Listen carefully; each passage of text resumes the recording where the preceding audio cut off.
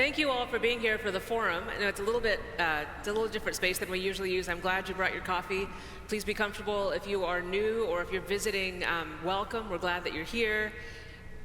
And there's coffee out that way and out in the back. If you're watching on the live stream, welcome. I think the last time I was sitting here, it was with Sharon Brous. This is only for the really fancy people that we do it this way. Right. I am so honored to welcome the Reverend Dr. Kelly Brown Douglas to the Broad Step here at St. Luke's. Let's start with a prayer, and then I will offer a welcome, and then you can hoot and holler, all right? God be with you. Let us pray. Almighty God, who created us in your own image, grant us grace fearlessly to contend against evil and to make no peace with oppression, and that we may reverently use our freedom. Help us to employ it in the maintenance of justice in our communities and among the nations, to the glory of your holy name, through Jesus Christ our Lord, who lives and reigns with you in the Holy Spirit, one God, now and forever. Amen. Amen. That is from the back of your prayer book. That's the prayer for social justice. It's a good one.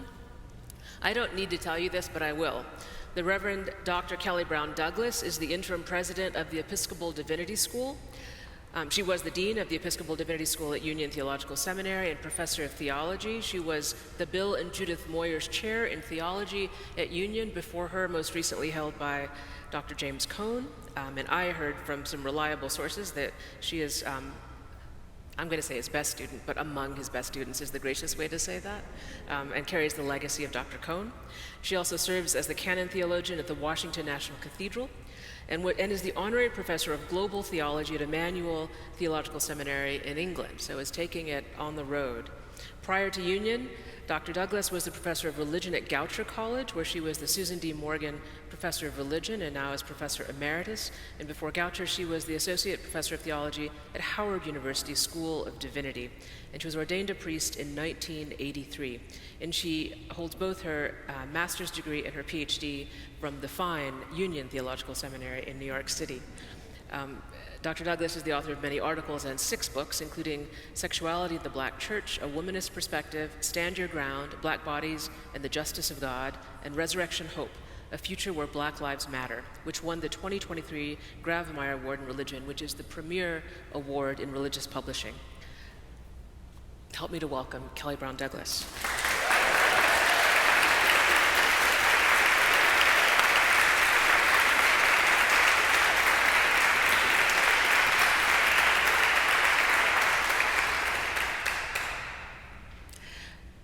Kelly Brown Douglas, I first heard the name Kelly Brown Douglas in Intro to Systematic Theology because James Cone would assign an article that Dr. Douglas had written, one of her first, out of seminary, I believe a fresh one, on sexuality in the Black Church.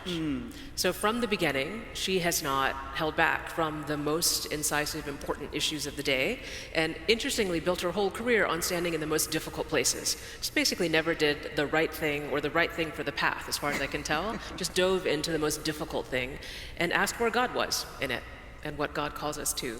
A beautiful model for many of us in this generation in the Episcopal Church. So I'm going to start. I get to start, and there's a microphone out there. Matt has it, and we're going to open up to questions early, and we'll go back and forth a little bit. So if you have a question, if you plan to have a question, will you raise your hand right now, and Matt will make a decision about where he's going. There's some seminarians that he'll just go hover around. All right, so I'll start. So you've been traveling in the last year. You've been in the UK and Maryland and New York and DC. What are you noticing? What are people talking and thinking about? Now, of course, I've known Reverend Winnie Verkes for a long time, and I should have known she wasn't going to start with an easy question.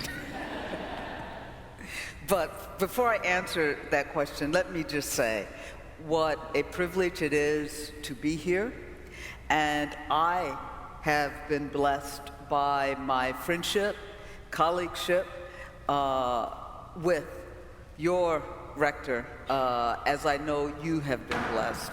And the reason that we have known each other for so long is because Reverend Verkes also shows up and has always shown up in those places fighting for social justice, fighting for that which is right, even when others have not thought it was right. And so it is a privilege to be here with you, and I've always been inspired by you, as you know, and you always push me to the edge with your questions. So what have I noticed over this last year? And it is a very interesting question, because as I've been sort of between the UK, you and I were both there last week, between the UK and here in the States, there is this common restlessness, I think, for what I call this restlessness for justice.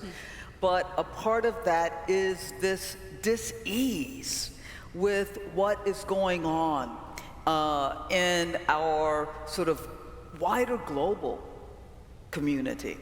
And of people, there's this, because we know that across the globe, there is this, what some will call nativism, what others will call populist movements here. We can talk about it in terms of white Christian nationalism and all that goes along with that, this sort of MAGA realities here, where people are trying to cling to a past that is not an inclusive past. And so you're seeing that across the board. And so what I have seen is this restlessness and anxiety, restlessness for justice and anxiety about what's going on. Not simply here, but it's happening across the globe. One of the things, though, as well in the UK, is there's a nervousness about what's going on here. People everywhere I went in the UK, there was not someone that didn't ask me about our election season, about what's going on in our nation, particularly in regards to immigrants and policing, et cetera. And so I think that's what we see here is what I've seen across my travels. I remember when I was at Trinity and we had a conversation about a podcast series you were thinking about doing. Podcast. Yes. Which turned into an amazing video series that you all did with remarkable people and on your own. EDS did it. It's beautiful. And when you were thinking about it at first, you were talking about a just earth. Like almost like a just universe, right? Like what is the broadest sense of God's justice? So we're a bunch of people that are trying to figure out how to do the right thing as well. And there's this great sense of like the just earth.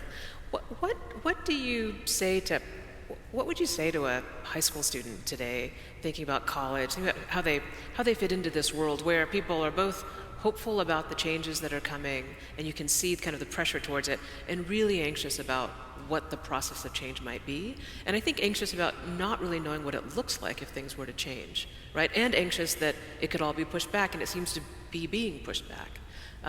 What would you say to, we've got a bunch of graduating seniors. What would you say to a class of graduating seniors? Yeah, you know, because here's the thing. What we're seeing going on now in our country, and the kind of the sense of retrenchment, which is not unusual.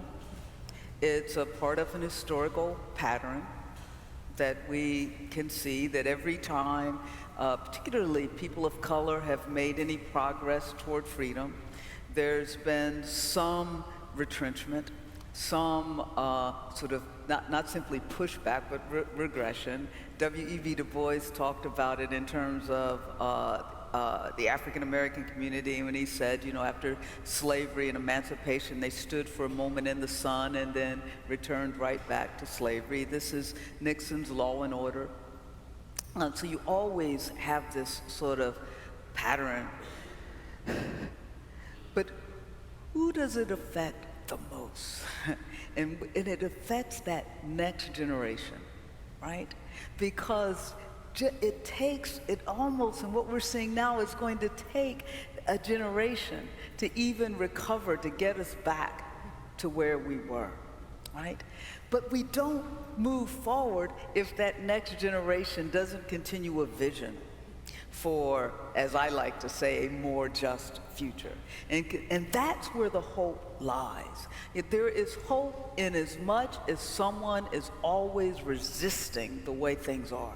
And we have to count, and the next generation, those high school students, those students that are protesting on colleges, they're the ones, they are always the ones that help us to expand our vision of what justice can be, because it is their future that they are fighting for. And so, you know, I say to them, don't get disheartened. This is the historical realities of change. Justice and justice making is never straightforward. It's never just straight uphill battle. It's almost like the myth of Sisyphus, right? You know, you roll the rock up the hill and then it rolls back down again, and you got to be Sisyphus. You got to keep rolling. I know, you know. Yeah, I like the expanding spiral or something like. Yeah, well, you know, maybe you get the rock up a little further each time, because you know why you do, and I'm serious about why you get it up a little further each time, because each time you roll it up, try to roll it up, you become stronger. And you learn something in the process. And so you don't repeat. You might even go a different route like that. But you get stronger each and every time you try to move forward. You aren't the same person you were. The next generation isn't like we were. They've learned from us. Right? They've learned from it what it has taken for us to just get this far. And so I say to them, keep rolling the rock. And to recognize that you aren't simply rolling it for yourself alone. You are rolling it for that next generation. You've heard me say this before. I think I put it in Resurrection Hope, probably ended it there. When I think of, let me start here. I knew my great-grandmother. We used to call her Mama Mary. And she was born into slavery. She died maybe when I was 6 or 7 years old. Clearly, she didn't die in slavery. She lived to be 100 or so years old. When I think of her, I think always of the people who were born in slavery, who died in slavery, who never, ever breathed a free breath, and never even imagined they would breathe a free breath. But guess what they did? They fought for freedom anyhow. They fought for the freedom that they believed was the justice of God. And in fighting for that freedom, they were fighting for the children they could not see. Right? They were fighting. There will be a future. For the future. Yeah. Right? And that's what I say to this next generation. She's the best, right? Yeah. So you mentioned Dr. Du Bois. The Atlanta University is a mile away, and this building was opened, probably blessed and opened in 1906. 1906 was the year of the Atlanta Race Massacre, and at the end of it, a journalist approached the rector of this church to have a conversation with Mr. Du Bois. They did it in his office somewhere, and it was written up. And you know, all of us that are here, kind of, like that's the rector's us. Like we're St. Luke's. And you see, you know, Du Bois is moderate, right? And you see him, in this article, he speaks boldly for his people. Imagines a free future for them, what the city would have to, you know, what is the responsibility of the city, what their aspirations are. It reads very neutral and beautiful and poetic when you read Du Bois. You read Wilmer, and you spend your entire time like, holy God, because of how much change it would have taken in the city of Atlanta at the time for people to achieve what Du Bois says they deserve immediately. And so you see him kind of threading this needle of, You can sort of see the wheels turning in his head of who's going to be mad in the congregation when this comes out, right?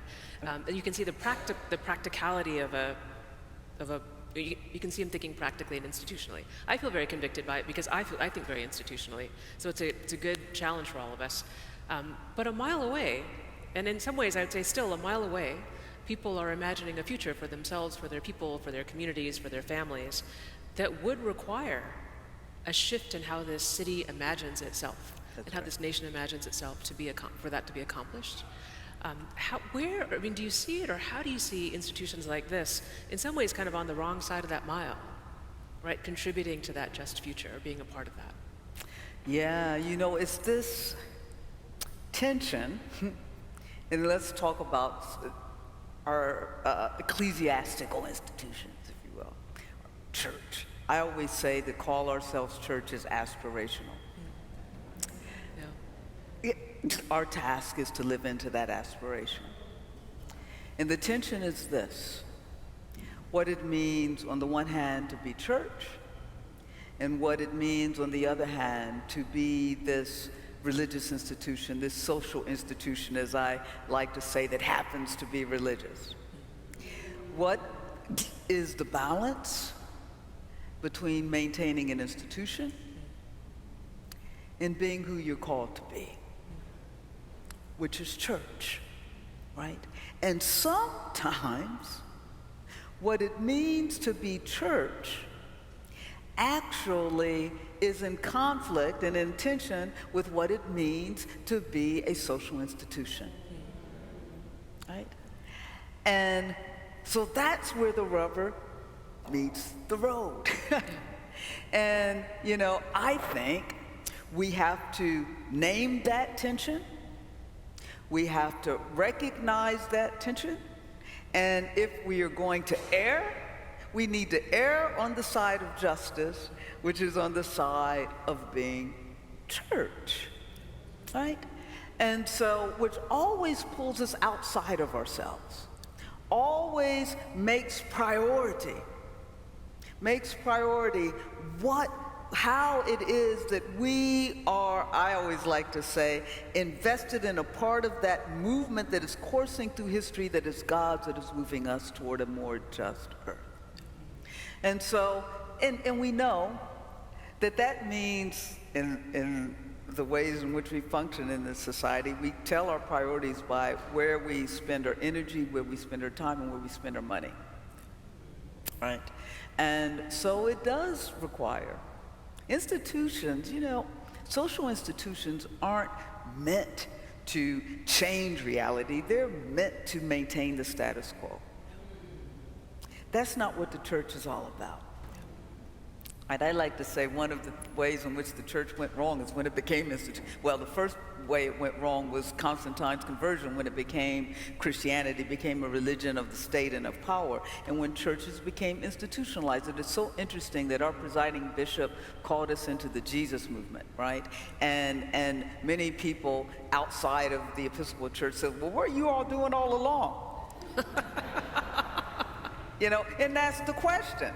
Not simply for us, but for them too. But what were we doing all along? That he called us, I always would tease him and say, you were signifying, because that you called us into the Jesus movement. You were calling us to remember what it meant to be church. And to be church isn't about maintaining institutions, counting how many people are sitting in your pews. You aren't going to have to worry about how many people are sitting in your pews if you go out and be church. And so that's what he was calling us into, and that's the tension. Right?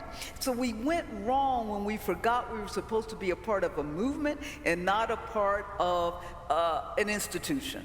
And so I can't resolve the tension. I think that you ask the question. That's why you are prophetic in what you do, because you ask the question. And we have to always ask the question that what are our priorities? How are we spending our time, our money, our resources, etc.? Are we worried about institution building, or are we worried about justice building? And that's two different things.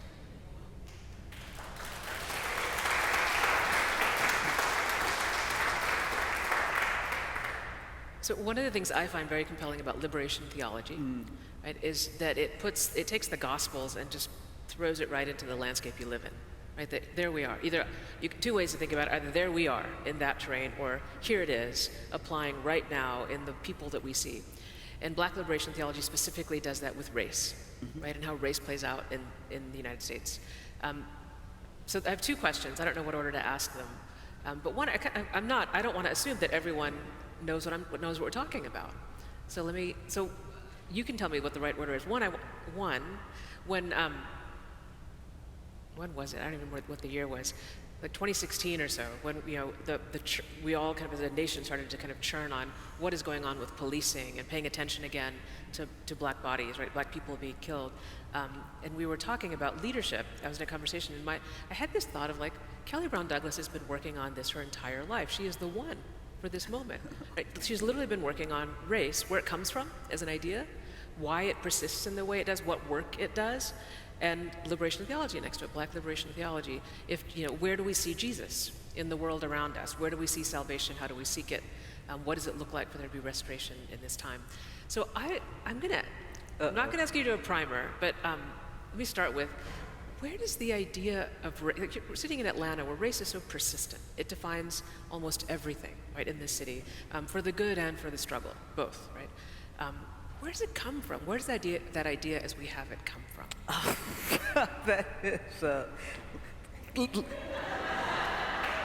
well, here's what I know. It didn't come from God. There you go. Yeah. All right? Race is a social construct that sets up relationships of oppositionality and antagonistic relationships. When we think about it in terms of this country, I like to, in summary, I borrow from James Baldwin.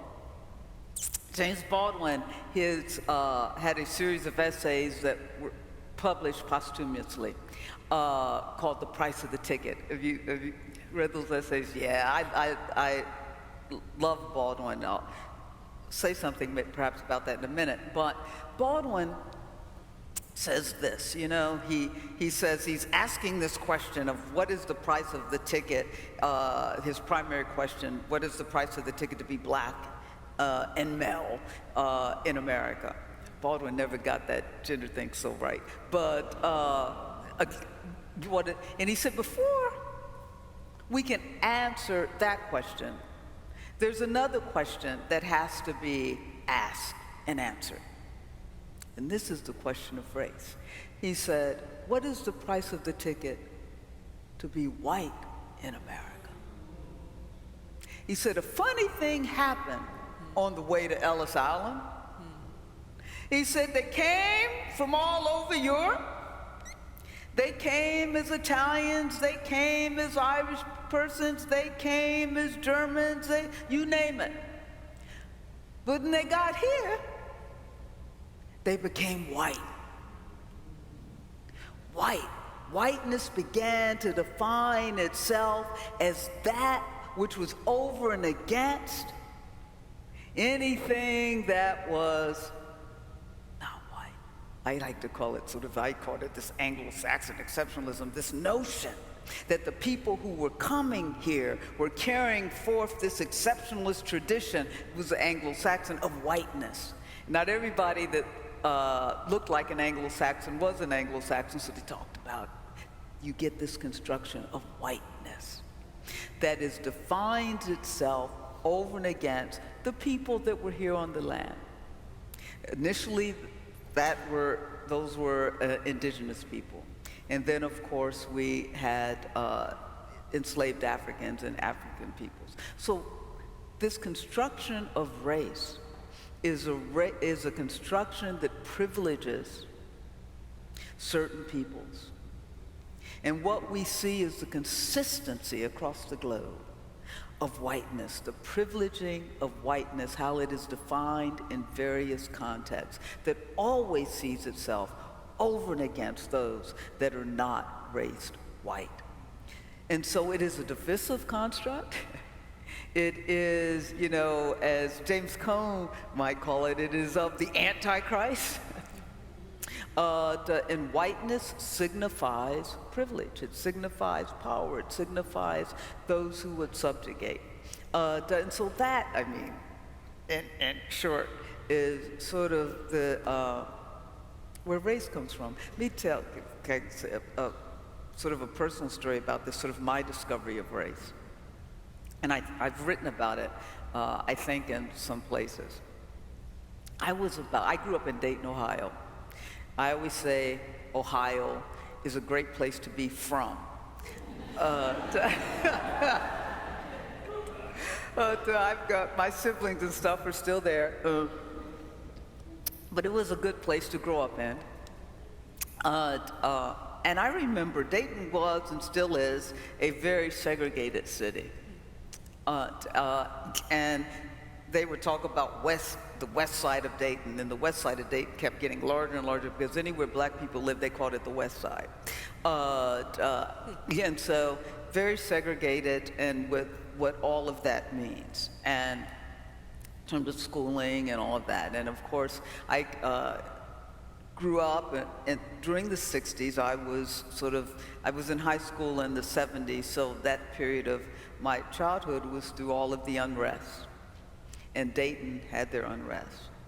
So I remember asking my father one day, I was about 7 or 8 years old, no older than that. And this was after having, I remember seeing on the television screen, dogs going after young kids, and this was it was happening in Birmingham. I didn't know exactly what was going on, I just remember the images and the imprint on my mind. I can remember my parents whispering about a man that had been killed in his driveway in front of his children, and my dad saying, if they ever find out who did it, nothing's gonna happen to them. Later, I would know that they were talking about Medgar Evers. I remember the Birmingham bombing. I'm little, I'm 7, but you're taking this in from the news. And I remember, again, my dad saying they'll never find out who did it, but if they do, nothing's gonna happen. I'm taking all this in as a child. I remember the curfews that for the west side of Dayton, right? You know, why we have a curfew? I remember that. So I asked my dad, I can see myself in the middle of our living room. We didn't have a big house. I can see ourselves in the middle of the living room. I can see what I had on. And I said, Daddy, why do white people treat us so badly? And I said, what did we do to be treated so badly? Now, in my mind, I knew that we had to have done something. Can you imagine? And I don't remember what my father's answer was at the time. But what I do remember is that stayed with me. And I kept trying to figure out, what did we do to be treated so badly? And I remember that word, badly. And because I thought, if I could just figure it out, then maybe here, the ego of a little kid, maybe I can do something to fix it, and they won't treat us so badly. I don't know how much, and I agonize over this, and I don't know how much time passed, a week, a month, I don't remember. But I figured it out. And I'm leaving the house with my dad, and we're going somewhere. I was a daddy's girl, and so we're going somewhere together, and I stopped on the front porch, and I said, Daddy, I figured it out. As if we had this running conversation, and Daddy goes, what? And I said, what we did for white people to treat us so badly. And Dad looked and said, what did you figure out? And I said, we didn't do anything. They just treat us that way because they can. That was my first construction of race. That's when I understood what it meant to be raced.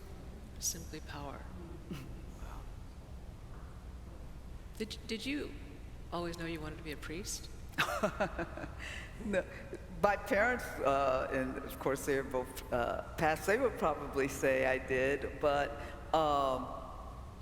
no. That when I was, of course, growing up in the church, I was born and raised Episcopalian, and I was a member of the only black Episcopal church in Dayton, Ohio, St. Margaret's, and I loved going to church.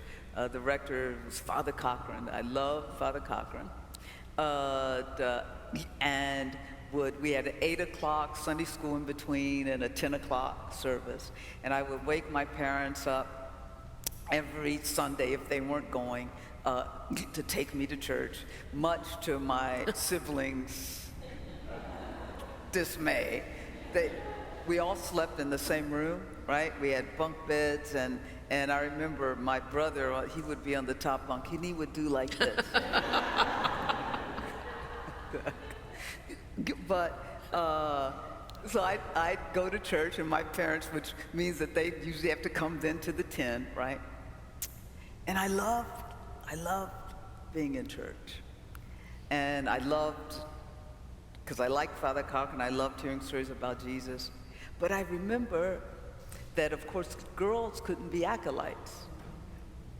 And so I'd sit there, you know, and I'd watch the little acolytes. Then I'd come home, and we had this pool table in the basement, and I would take the pool cue, and I would act like the pool table was the altar, and I'd march up and down, right? And as I look back, you know, that's probably sort of this beginnings, if you will, of a call. You know, I remember my dad talking to his mother on the phone one Sunday. They always talked on Sundays and saying, that child's going to be a missionary or something one day. But I moved away from the church when I got into college, as my sense of blackness really grew, and the recognition of the fact that I didn't know I remember when I discovered that the Episcopal Church was a white church. I was like, yeah, no, it's true. I was like, and this always makes Bishop Buddy, my bishop in D.C., laugh. It's like, well, it's true. That was like in middle school, and we start doing these exchanges, right, with the other youth groups. We had a very active youth group. And now mind you, I'm raised in an all-black Episcopal congregation. I don't know all this other stuff. And the first exchange we did was with this church called St. George, and all these white kids came. And I said, where do all these white people come from? There I knew, oh boy, our church, wow. So you know, I almost moved away from the church, but it took me longer to really then own or claim or the call to the priesthood that probably started way back then, and I'm playing church, because I didn't want to be a part of a tradition that, well, I was very committed to racial justice, and for me that meant to black freedom and justice, and I didn't want to be a part of a church that would take me away from that. And so I went to seminary not with the intention of being ordained. I went to seminary with the intention of studying with James Cone, but found myself empty inside and said, oh gosh, it's that ordination thing. And so, yeah. Was Fred Williams? Fred, yes. Fred was my mentor. I was in New York, and Fred Williams was a black priest, one of the people that really the leading voices in the Union of Black Episcopalians, justice worker, etc. He had the Church of the Intercession, right, in New York. And when I decided to, okay, I guess I got to do something with this ordination thing, because the other funny story here, Father Cochran, who I grew up with, he was retired by then, and women were just, you can tell I'm old, so I've been ordained for going on 41 years now. So women were just coming into the ministry, and so I thought Father Cochran was old and retired, so he's not going to support women in the ministry. So I remember it was on a Friday, and I said, okay, Kelly, this this call thing is nagging at you. And I said, Father Cochran will take care of that. So Because he'll say no? He's going to say no. Right. So, I don't worry about this. So I went and I called from my friends at Union, then Emily, who was there. We didn't have these nice little fancy dorm rooms. You know, if you had a phone in your room, it was a luxury. And so one of my friends had a phone in his room, Tyrone Kilgo, and I went in and I called Father Cochran at home. And on a Friday, and I said, Father Cochran, and he knew me well, and he said, yes. And I said, well, I'm at Union Theological Seminary. And he goes, yeah. And I said, well, I think I wanna, I couldn't even get the words out. He goes, great, I'm sending you the paperwork right now. And I'm like, that ain't what you were supposed to say. Go ahead, Father Cochran. Then he told me to go up to Church of the Intercession with Fred.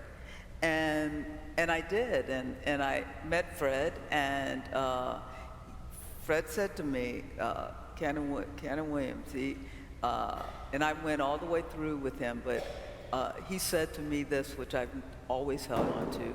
He said, God doesn't call you because you're worthy, but God will make worthy those who God has called. And if you were called from the womb. He said the church may or may not recognize that call. He said, but that should make you no less a priest. Wow. It's the great Canon Williams. Yeah. Are there questions out there? I think Emily's got a microphone. I've gone too long. I knew this would happen. Oh no, hello, good morning. Good morning. Oh, it is such a gift. The work has shaped my whole seminary journey and doctoral journey. You can't hear me? Yeah, shout into that thing. Okay, can you hear me now? Yes. Yes. All right. I was saying it's an honor. Your work has shaped my seminary journey and doctoral journey. I've had the honor of lecturing from your latest text. I love all your work. So this is such a gift. My question, as you were doing such helpful explaining and breaking down around race, can you talk to us also more around the significance of understanding the distinction of anti-Black racism and anti-Black narrative that you unpack in some of Resurrection Hope? And because I think there's been a lot of work around whiteness and white supremacy, but understanding why anti-Blackness and understanding that within our understanding of race matters. Can you speak a little bit more to that? Okay, first of all, thank you. And tell me your name. Oh, I'm sorry. My name is Jazzy.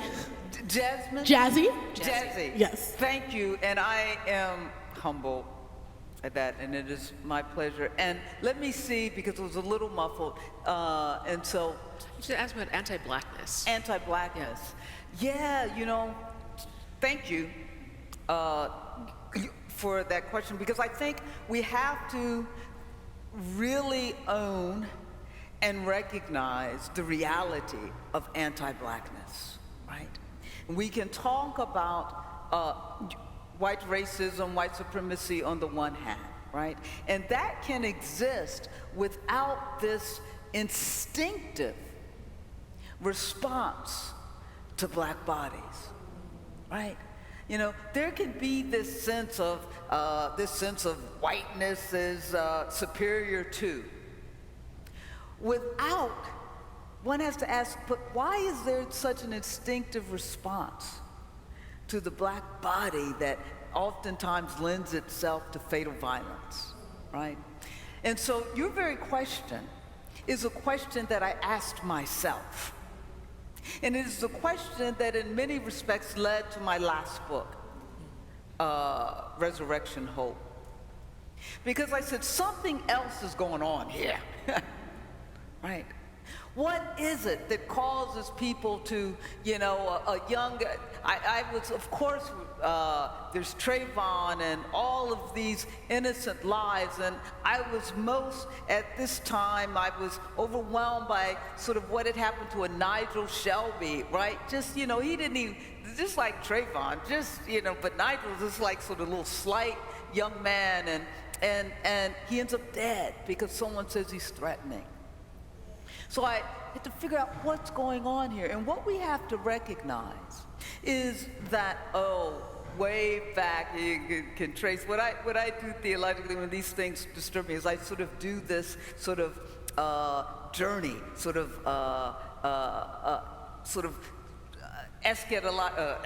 archaeological kind of journey to try to figure out, and tracing back this notion of anti-blackness, which is also embedded within our Christian tradition, and this notion that blackness signifies that which is not simply bad, that which is evil, but that blackness signifies this sort of non-human, beastly kind of reality. And I'm not going through all of the particulars of how we get here, but that's what we have to understand, that it is built into our theological, our philosophical architecture. Oh, where's Michelle? She has the... Raise your hand. I have a baby. She's got a baby. And you got a baby. Bring that baby up here. Dr. Brown Douglas, I echo the honor that it is to, sit at your feet and hear your wisdom. Can you hear me? Yes, now. Perfect. I just echo the sentiment that it's always an honor to hear from you and to be in your presence, Dr. Brown Douglas. And I had the opportunity to hear you at the Haley Farm in 2022. And you shared in depth about your relationship to your son and the sort of collaborative turn your relationship has taken as you've been doing your work and doing theology and including your son's voice in that process. And so, yes, as Reverend Woody just said, I'm a new boy mom, and I'm thinking a lot about what does it mean to be a Black liberationist, to be a womanist raising a Black son. And I do not know what that means. And I'd love to hear any wisdom that you have to share on that. Thank you so much. Well, first of all, congratulations. And thank you. It's so good to see you. And thank you for your gracious words. Yeah, let me say this. There's the joy, first of all. And being the mother of a Black son, there's always anxiety about being a parent. But being the mother of a Black son, that anxiety is higher, I guess. There's always a different awareness of what that means. And so the first thing for me and for my spouse was to really, as my son was growing up and at the appropriate in the appropriate ways to his age, was two things. One, to always affirm for him and find ways to affirm for him that he was sacred and that he mattered, and that no matter what the world would say about him, that he was a sacred, loved child of God in all of his Blackness. Which meant that we strived, if that's a word, to make sure that there were positive people and imagery around him that affirmed that. At the same time, even though, he went through school and he was often the only or one of the few, as I like to say, buttons on the blouse in the places that he went, which meant that we had to be, so I kept him in a Black church, or Black churches. Black churches at their best, they're always affirming these Black children. And it meant that I had to do the extra of making sure the things he read, the images in our home and all of that affirmed him, because I knew what the world was going to do. I had to balance that with, and it's so funny because Desmond will talk about it today, with also letting him know how the world did see him. And that was the hard part, because I knew as he got older the dangers that were there for the way in which people would perceive him. And so, we would always say, you can't, we lived in a very diverse neighborhood, and a lot of Desmond's friends were white. And we would always have to say to him, you can't do what they do, in the ways in which we would try to say that to him, because you're the one that is going to get the brunt of that, and not them. And he unfortunately would come to experience that in school. So that was the balance, right? Was the affirmation, and I don't know, those conversations, what people have come to know is that conversation that you have to have. You are, as a black mother of a black son, as a black parent of a black son, you are having that conversation all the time in the appropriate ways to match their age. And so you never stop having that conversation. And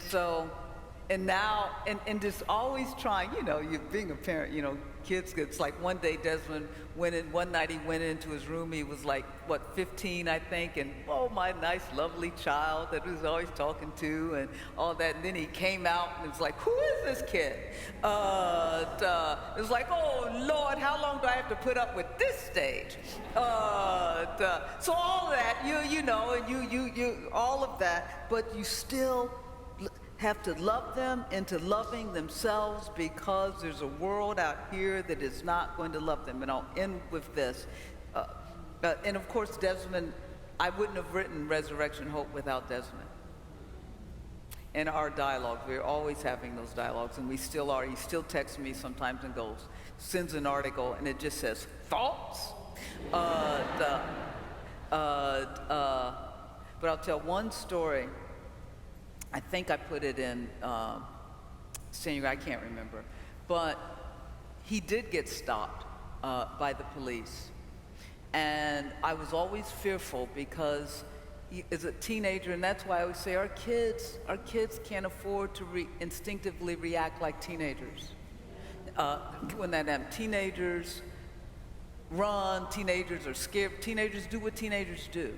But our kids can't act like teenagers. And so I was always scared of that. And Desmond had this sense of fairness. And I thought, oh, God, if the police stops him, he's going to smart off like a teenager, and he's going to tell them, why are you stopping me? And it's not right. So we always instilled in Desmond, look, no matter what they do, if they tell you to get on your knees, you get on your daggone knees, because in that moment of humiliation, you can save your life. And I said, and if you come through that, then I'll take care of it afterwards.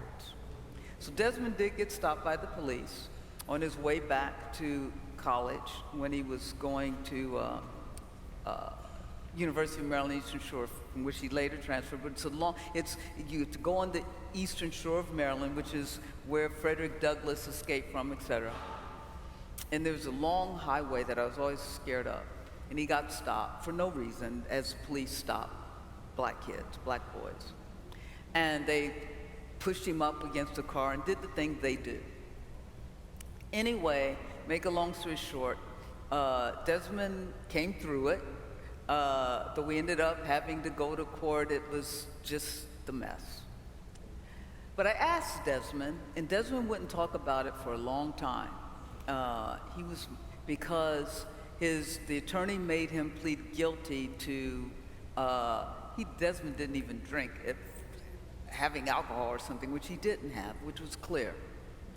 But the attorney said, look, you're going up against a single judge, a white judge, and they can do whatever they want to do to you. And they knew what was going on. They knew it was about race. Anyway, so Desmond was so upset. And he said, I didn't do anything, blah, blah, blah, but he did this. And so he wouldn't talk about it. Eventually I said, Desmond, how how did you make it through that night? It was at night. And he said this. He said, I asked them why they stopped. He was with why they stopped us. And the officer told me to shut up. And so Desmond said, from that point on, he said, okay, I'm gonna do everything they say. Maybe the worst they'll do is throw me in jail. He said, and if they do that, then they're gonna have to deal with my mommy.